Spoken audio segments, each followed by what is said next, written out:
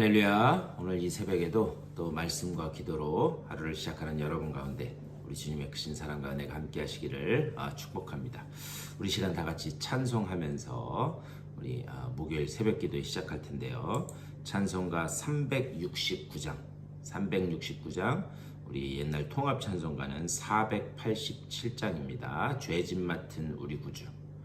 새 찬송가는 369장, 우리 옛날 찬송가는 487장, 죄짐 맡은 우리 구주 찬송하면서 우리 새벽 기도에 시작하겠습니다.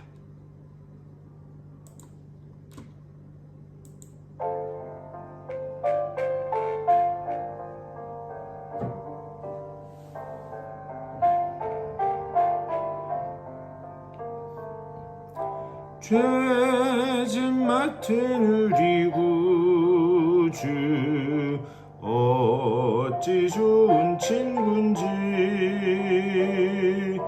걱정 근심 무거운 짐 우리 주께 맡기세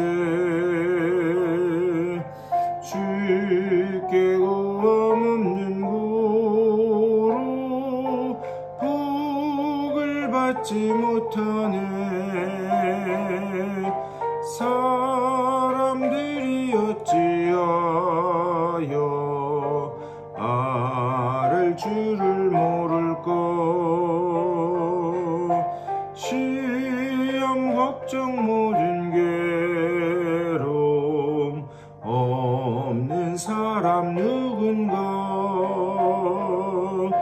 부질없이 낙심 말고 기도드려 아뢰세 이런 진실하신 친구 찾아볼 수 있을까 우리 약함하시오니 어찌 아니하를까 근심 걱정 무거운 짐 많이 진 자 누군가 피난 처는 우리 예수 주께 기도드리세 세상 친구 멸시하고 너를 조롱하여도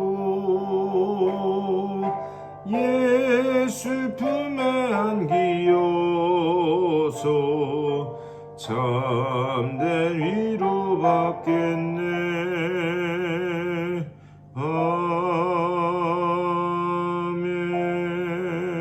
아멘.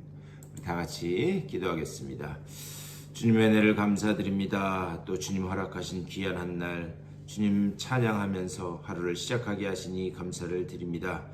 주님께 우리의 모든 문제를 내려놓게 하여 주시고 또 우리의 죄짐 또 우리의 인생의 모든 무거운 짐들을 우리 같이 져주겠다고 약속하신 대신 져주겠다고 약속하신 그 주님의 은혜를 우리가 힘입고 그 주님의 능력을 힘입어 다시 한번 힘있게 일어서는 우리 모두의 삶이 될 수 있도록 인도하여 주시옵소서.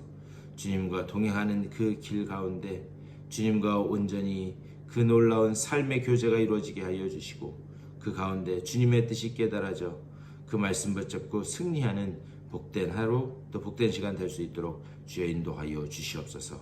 감사하고 우리 주 예수 그리스도의 이름으로 간절히 기도드리옵나이다. 아멘. 하나님의 말씀 보시겠습니다. 우리 오늘은 18장 좀 뒷부분을 볼 텐데요. 18장 9절 말씀부터 보겠습니다. 18장 열왕기하 18장 9절에서 우리 16절까지의 말씀 18장 9절에서 16절까지의 말씀 우리 다 같이 받들어 읽겠습니다. 우리 다 같이 한 목소리로 받들어 읽겠습니다. 시작. 히스기야 왕 제4년 곧 이스라엘의 왕 엘라의 아들 호세아 제7년에 아수르의 왕 살만 에셀이 사마리아로 올라와서 애워쌌더라. 3년 후에 그 성읍이 함락되니 곧 히스기야 왕의 제6년이요 이스라엘 왕 호세아의 제9년에 사마리아가 함락되매 아수르 왕이 이스라엘을 사로잡아 아수르에 이르러 고산 강가에 있는 할라와 하볼과 메대 사람의 여러 성읍에 두었으니 이는 그들이 하나님 여호와의 말씀을 듣지 아니하고 그의 언약과 여호와의 종 모세가 명령한 모든 것을 따르지 아니하였음이더라. 히스기야 왕 제14년에 아수르의 왕 사네립이 올라와서 유다 모든 견고한 성읍들을 쳐서 점령하며 유다의 왕 히스기야가 라기스로 사람을 보내어 아수르 왕에게 이르되 내가 범죄하였나이다. 나를 떠나 돌아가소서. 왕이 내게 지으시는 것을 내가 당하리이다 하였더니 아수르 왕이 곧 은 300달란트와 금 30달란트를 정하여 유다 왕 히스기야에게 내게 한지라. 히스기야가 이에 여호와의 성전과 왕궁 곳간에 있는 은을 다 주었고 또 그때에 유다 왕 히스기야가 여호와의 성전 문의 금과 자기가 모든 기둥에 입힌 금을 벗겨 모두 아수르 왕에게 주었더라. 아멘. 이 말씀 가지고 또 우리 말씀 나누도록 하겠습니다. 우리 어제에 이어서 오늘도 유다 왕 히스기야에 관해서 우리 말씀을 좀 보도록 하겠습니다. 우리 어제 말씀에서 히스기야가 얼마나 단호하게 이 개혁을 펼쳤는가 우리 그것을 봤습니다. 그런데 이 오늘 말씀은 그가 이제 반대로 어떻게 변질되어 가는가 그 서막을 여는 그 이야기. 그래서 그가 점점 변질되어 가는 그런 이야기를 말씀하고 있습니다. 제가 여러 번 말씀드렸지만 신앙의 일관성을 갖는다라고 하는 것 그게 얼마나 어려운 일인가 몰라요. 아니 신앙의 일관성뿐만이 아니라 삶 가운데서 일관성을 가지고 뚝심 있게 무언가를 꾸준히 해나간다라고 하는 게 결코 쉽지 않은 일이다라고 하는 것을 우리는 삶을 살면서 많이 겪게 됩니다. 히스기야는 어떤 사람이었는가? 역대 그 어떤 왕도 하지 못했던 산당을 제거하고 그리고 또 이 아세라상을 완전히 찍어버리는, 제가 여러 번 말씀드렸지만 그 산당이라고 하는 문화는 가나안 문화와 이 이스라엘의 문화가 혼합되어서 이스라엘 사람들의 아주 그 삶 가운데 뿌리 깊게 자리 잡은 그런 문화였어요. 그래서 훌륭한 왕들도 산당을 제거하는 것은 쉽지 않았습니다. 하지만 이 히스기야는 아주 단호하게 이 산당을 완전히 다 회파하는 그런 일을 합니다. 그래서 그가 하나님 앞에 정직한 왕이었다. 유다에 이 히스기야 이전에 그런 왕이 없었고 이후에도 이런 왕이 없었다라고 하는 그런 놀라운 평가를 받게 됩니다. 그럼에도 불구하고 그가 이제 점점 변질되어 가는 그 과정을 우리 오늘 말씀을 통해서 한번 봤으면 좋겠어요. 오늘 이 9절에서 이렇게 말씀합니다. 히스기야 왕 제4년 곧 이스라엘의 왕 엘라의 아들 호세아 제7년에 아수르의 왕 살만에셀이 사마리아로 올라와서 애워쌌더라. 지금 이 히스기야의 이야기, 남유다의 역사를 이야기하고 있어요. 근데 갑자기 북이스라엘의 왕 호세아, 북이스라엘의 왕 이 호세아에 대해서 이야기하고 있습니다. 왜 갑자기 남유다 이야기를 하다가 북이스라엘의 역사를 이야기하고 있는가? 그 중요한 이유가 있어요. 그것은 조금 뒤에 보도록 하고, 어쨌든 이 북이스라엘의 왕 호세아 이때에 아수르의 왕인 살마네셀이라고 하는 그 왕이 이 사마리아 성을 완전히 에워싸고 포위했다라는 거예요. 10절에서 이렇게 말씀합니다. 3년 후에 그 성읍이 함락되니 곧 히스기야 왕 제6년이요 이스라엘 왕 호세아의 제9년에 사마리아가 함락되매. 그러니까 이 살마네셀이라고 하는 이 아수르 왕이 북이스라엘에 쳐들어와서 수도인 사마리아 성을 완전히 포위한 거예요. 그것을 3년 동안이나 완전히 포위합니다. 그러니 여러분 한번 생각해 보십시오. 무언가 물자가 들어갈 수도 없고 나갈 수도 없고 그 사마리아 성 안에 갇혀 있는 사람들은 아주 심각한 기근을 겪은 것 같은 그런 고통 속에 빠지게 됩니다. 그리고 결국 3년 뒤에 사마리아 성이 완전히 함락되게 됩니다. 그리고 11절 말씀. 아수르 왕이 이스라엘을 사로잡아 아수르에 이르러 고산 강 가에 있는 할라와 하볼과 메대 사람의 여러 성읍에 두었으니, 이 아수르의 정책은 무엇이었냐면 아수르는 어떤 한 나라를 점령하면 그 사람들을 다 포로로 끌고 자기의 나라로 데리고 갔어요. 그래서 각 이 고을과 성읍에 그 사람들을 정착시키면서 아수르 사람들과 피를 섞는 정책을 했습니다. 그래서 피를 섞음으로 인해서 그 민족을 완전히 말살하는 정책을 펼쳤어요. 왜 그랬는가? 피를 섞어서 자기 나라 백성이 완전하게 되면 반역을 못 일으킬 것이다 라고 생각했기 때문에 그 피를 섞는 민족 말살 정책을 펼쳤습니다. 그 결과 북이스라엘 사마리아 사람들이 피가 다 섞임으로 인해서 나중에 가서 그들이 개, 돼지 취급을 받는 이 일이 바로 이때 벌어진 일입니다. 이것은 지금 북이스라엘의 역사를 기록하고 있는 거예요.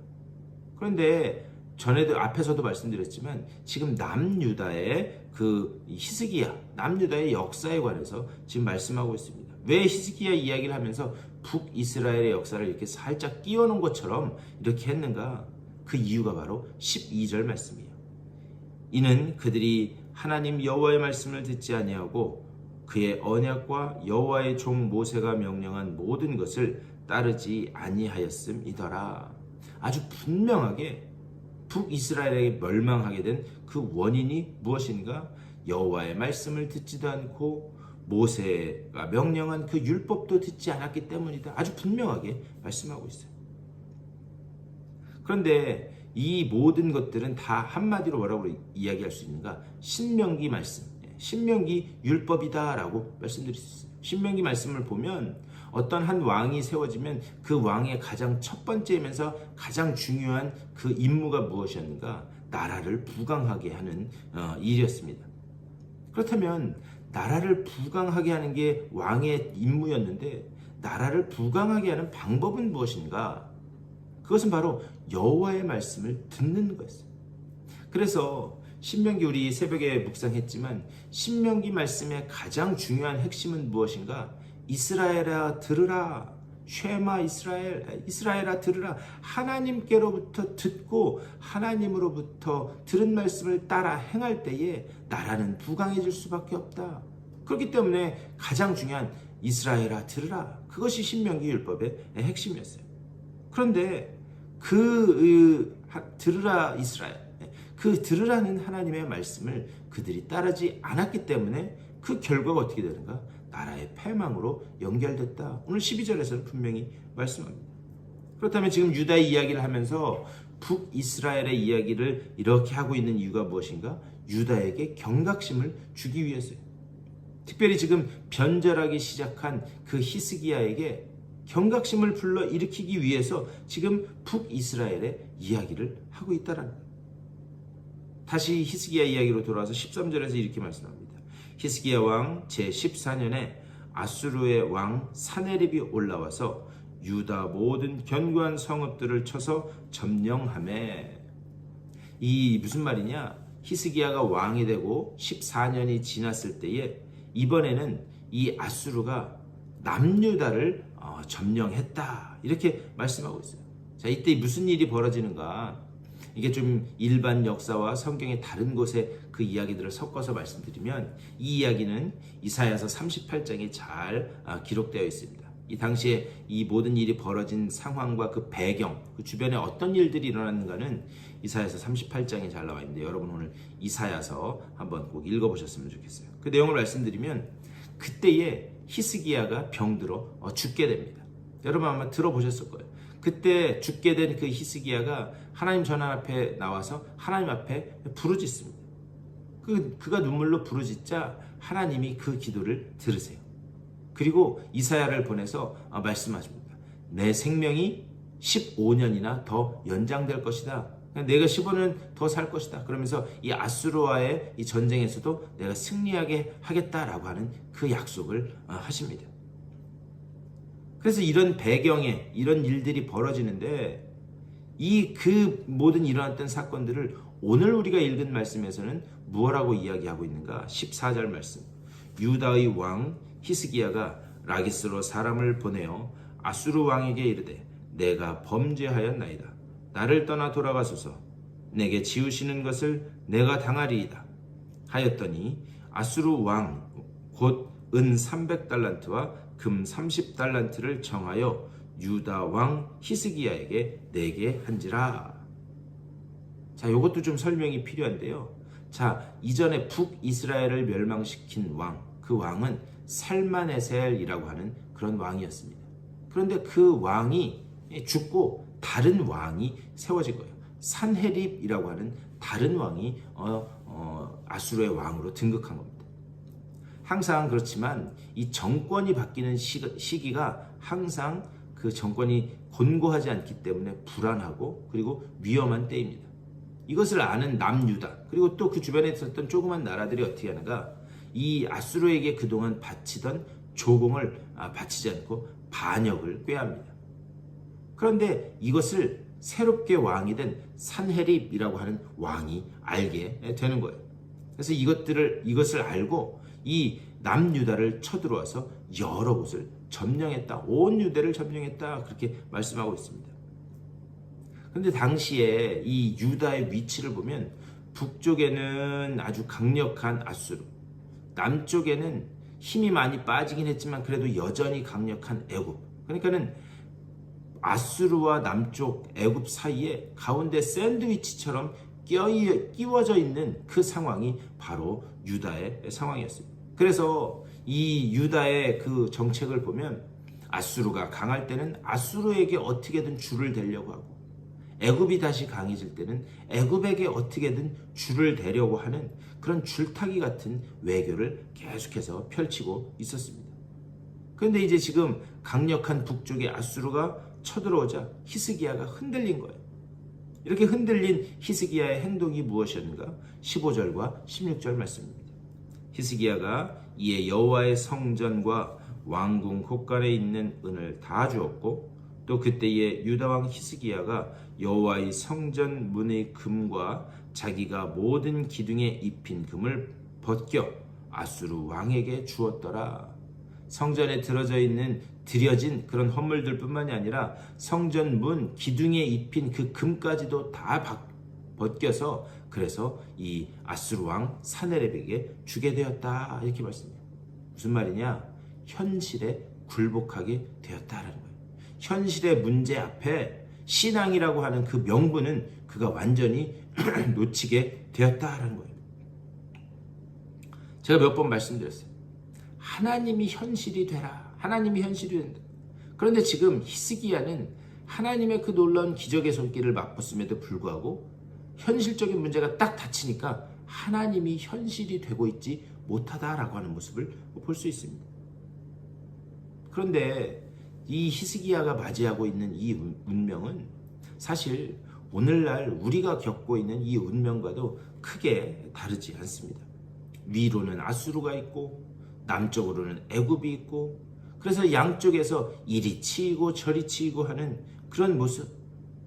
사실 그런데 그 모습은 뭐냐? 결국 이거예요. 너 하나님을 의지할래? 아수르를 의지할래? 너 하나님을 의지할래? 애굽을 의지할래? 계속 그것을 하나님께서는 말씀하고 있는 거예요. 그런데 이 똑같은 상황도 우리 삶과 다르지 않다는 거죠. 어떤 현실적인 문제 앞에 닥쳤을 때 너 하나님을 의지할래? 아니면 주변에 너를 도울 수 있을 것 같은 사람을 의지할래? 그 문제 앞에서도 하나님은 똑같은 그 질문을 우리들에게 하고 계신다라고 하는 사실입니다. 이 질문을 받으면 하나님 의지합니다 라고 했다가 막상 현실적인 문제가 닥치게 되면 또 그 가운데서 갈등하고 사람을 찾아내고 사람을 찾아가고 그리고 주변의 눈부터 돌리는 것이 우리의 모습이 아닌가. 매일매일의 그 우리가 부딪히는 문제라는 거지. 과연 하나님이 현실로 붙잡혀지고 그리고 하나님을 현실로 의지하고 우리가 살아가고 있는가? 우리는 하나님이 현실이 되어야 하는 줄 믿습니다. 하나님이 현실이 돼야 돼요. 현실적인 문제 앞에서도 그 문제보다 더 크신 그 하나님이 보여지는 그 영의 눈이 열려져야 될 줄 믿습니다. 그런데 이게 쉽지 않다는 거죠. 그렇기 때문에 우리가 매일매일 날마다 해야 되는 기도는 무엇인가? 하나님의 은혜, 또 하나님의 지혜. 우리가 매 순간순간 기도하면서 하나님의 은혜와 지혜를 구하는 수밖에 없다라고 하는 그런 사실이에요. 오늘 하루를 살아갈 때도 여러분의 힘을 의지하지 마시고 하나님 저 도와주세요. 하나님 저 구해주세요. 하나님 저 붙들어 주세요.